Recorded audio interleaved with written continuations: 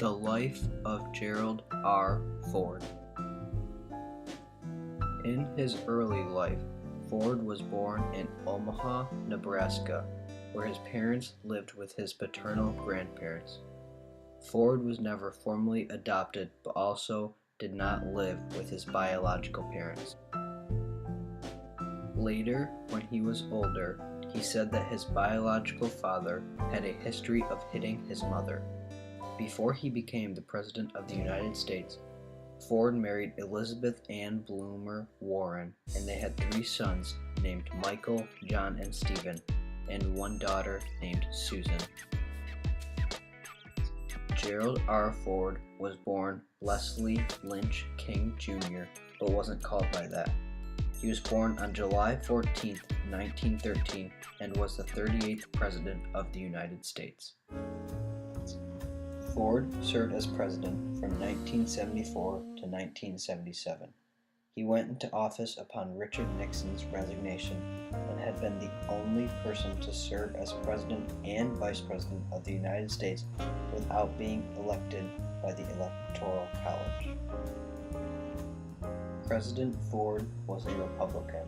In 1976, Ford narrowly defeated Ronald Reagan in the Republican nomination, but later lost the presidential election to Jimmy Carter.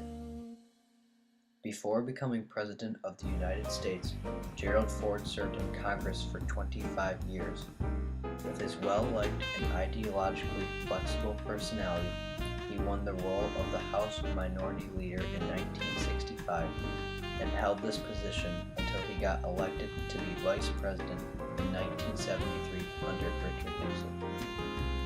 Living a long life, he died in his home at age 93.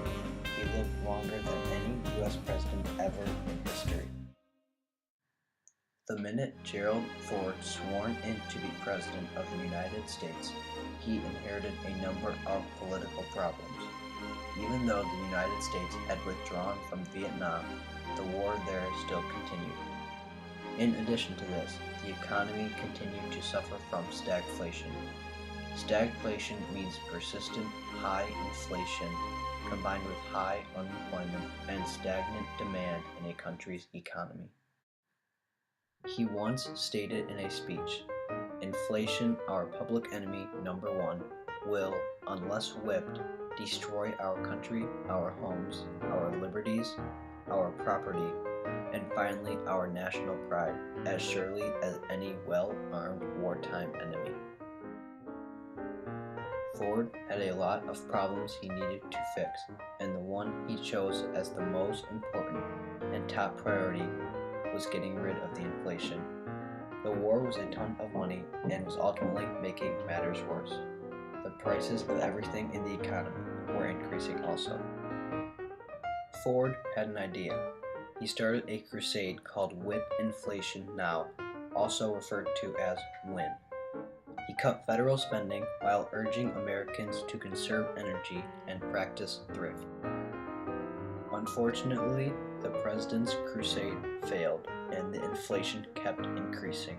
It was the highest it had been since the Depression's end. The economy just needed time to get back to normal. Slowly but steady, the economy began to balance out once and for all.